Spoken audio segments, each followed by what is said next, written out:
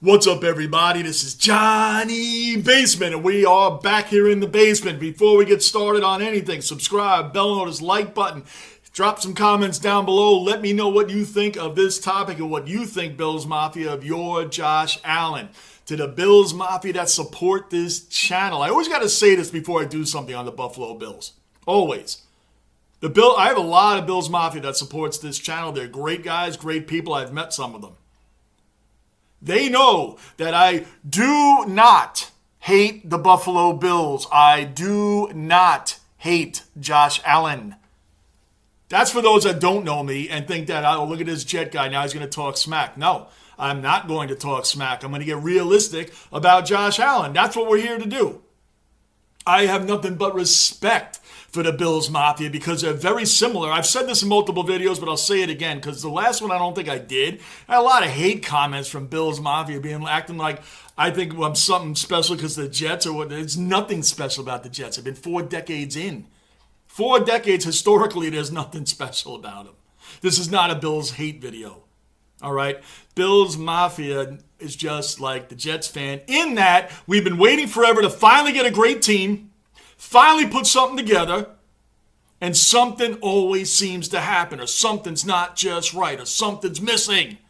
For us now, it's Aaron Rodgers, and the last time we had anything good going on was back when Darrelle Revis was the star of the team. And Rex Ryan was the coach over 12 years ago. And then before that was Chad Pennington, 10 years prior to that. And then before that, 2002, we won the division. Before that was Vinny Testaverde time. So yes, we're long-suffering but loyal fans, and that's why I respect the Bills Mafia more than any other fan base besides our own, of course. That's why I get along with a lot of the Bills Mafia. So this is a breakdown of Josh Allen. I'm going to defend him, and I have a couple of critiques, which is probably the same as you do.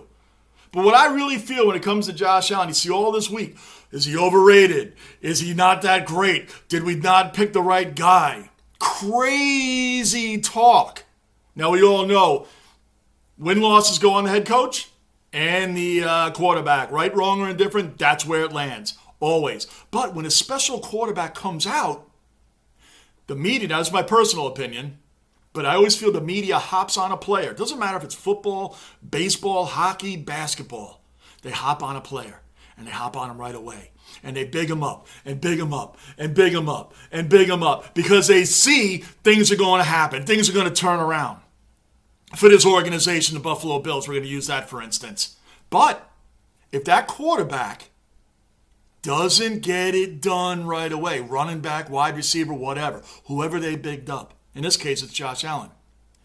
All of a sudden now, from 2018 to now, all of a sudden, the last couple of years, well, wait a minute. Has his window closed? Now they got to start smashing him a little bit so they don't look bad because we're the ones that promoted him. We're the ones that said he's going to be great. We're the ones that said he's going to win Super Bowls for the Buffalo Bills. Well, who says that isn't still going to happen? So now they're turning. It's like saving face. Now they're turning on him. You could see them start to turn on him. What if Joe Burrow doesn't win a Super Bowl in the next couple of years?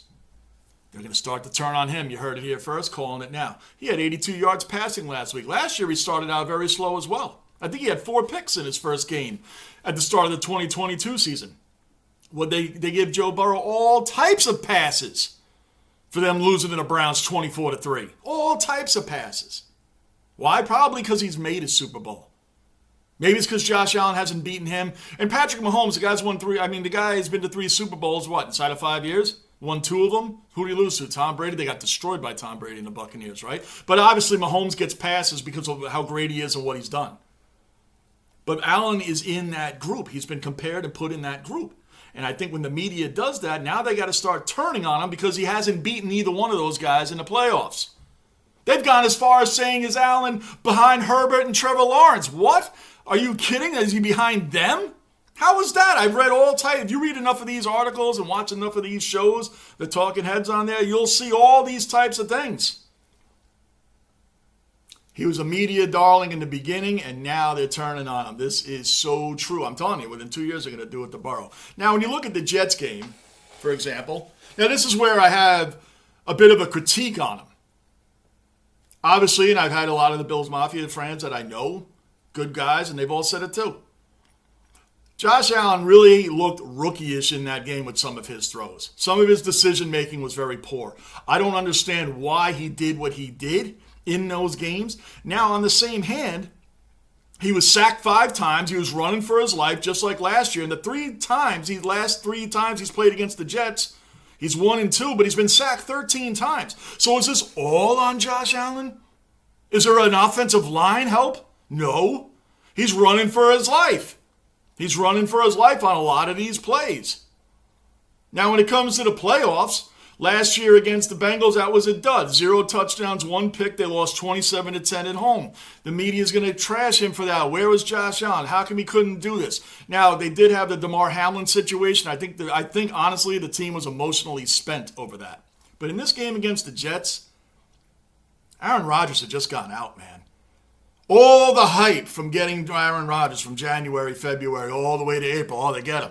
Then all the hard knocks and going to Knicks games and Ranger games and doing all these things and being Mr. New York and getting the team together and doing all that. 4 plays in, he gets hurt. Deflated. The team has to be deflated. The egos, all of it, that we're going to win the Super Bowl, all this talk. You guys know that talk. You did it last year. And I get it. Aaron Rodgers goes down, Bills up 13-3 at the half. What happened? What happened? That's where the media is coming in saying, is he overrated because he couldn't get it done against a team that was deflated? Now, I say, in his defense, he's not playing the Jets of 2019 or 2020. He's playing one of the elite defenses in the game, and they played that way the rest of the game. Big ups to them for staying the course, staying on track, and knowing that their place in the NFL. They're trying to be the number 1 defense in the NFL, and if they don't get there, they're going to be in the top 3. So in Allen's defense, he's not playing a bunch of scrubs. He's not. But to turn the ball over 4 times, he fumbled twice, he recovered 1. The other one, he looked away when the ball was being snapped. I watched it. I don't know why he looked away. And then when he went to grab it, he should have just fell on it. What does he run into? The thing about it is sometimes I think that the team is not helping him either. He has this thing that he always has to run. When he should have just fell on the ball instead of taking on Michael Clemens on the defensive line. Should have just fell on it. The problem is I think the Bills are getting exposed for having Stephon Diggs and Josh Allen. They move Diggs all over the line, right? Josh Allen is always looking to run because he knows he has to. I've done some things in defense of him. It may not sound like it during this game, but even you guys know this is a strange game for him. Just whipping these bomb passes downfield like it's Madden football. I mean, the guy double covered. Does he feel like he has to force it to Diggs? I would love your guys' opinion on this. Does he feel like he has to force it to Diggs now? Remember when Odell Beckham talked about Baker Mayfield when he was on the Browns? Did he feel like he had to force it to him? Is that what he feels like now? Does he feel like Baker was constantly forcing the ball to Odell and then stopped throwing to him, whatever that mess was? Who cares? I was just using it as an example. But does Josh Allen feel pressure to throw Diggs the ball now to make sure he's happy? Because those passes were like mind-blowing, man. They were mind-blowing. He's double covered on most of them. And Jordan Whitehead, if for those that don't know, if he got 3 interceptions for this season, he got $250,000 bonus, $250,000. He got it in 1 game. 1 game, Jordan Whitehead. Why didn't they give him that incentive? No one saw that coming.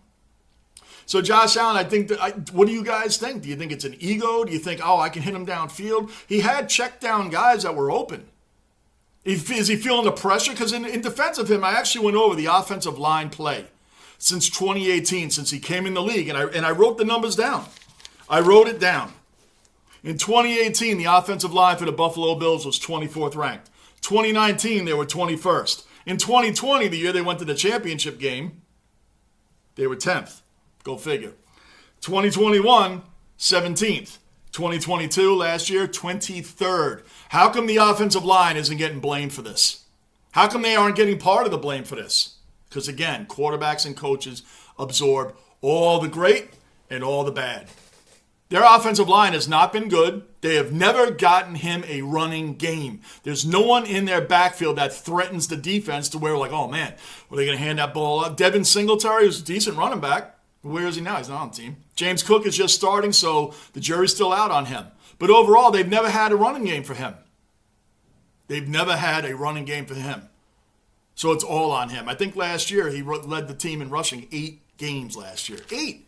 So really on offense, Gabe Davis is a decent receiver. Kincaid is now there.